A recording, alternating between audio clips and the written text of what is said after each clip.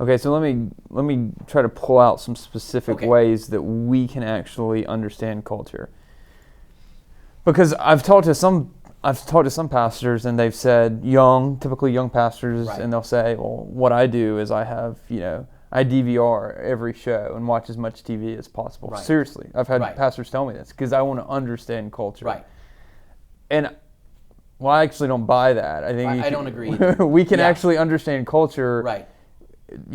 in other ways, and I think more effective ways, because Right. that's not that we don't need to engage on that front some, Right. like what are people watching, what are they consuming, and then but a lot of times there's these kind of undergirding narratives that people That's have what adopted. I'm more talking Yeah. about. That's right. That's right. In fact, I would go so far as to say that because culture is the edifice that I talked about earlier, it's constantly building on itself.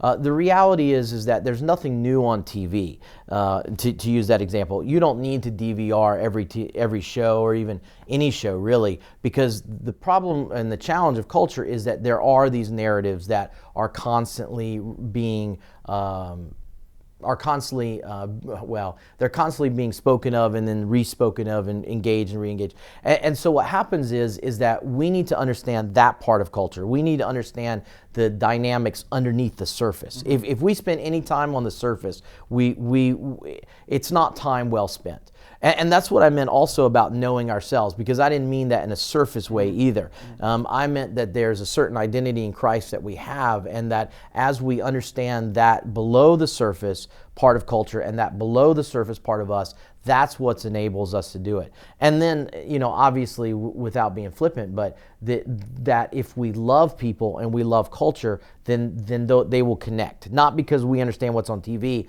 but because we understand the narrative of culture and the narrative of our life.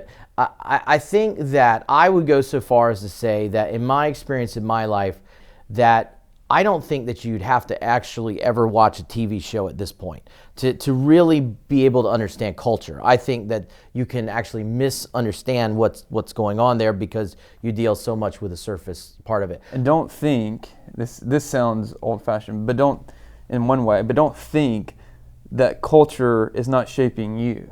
Right. In that I'm gonna just consume all this, and that even if you're kind of processing it through a Christian worldview, but you're just putting, hour after hour and logging hour after hour of, consumption of TV, that in itself isn't shaping you and cultivating you and orienting you in a certain way.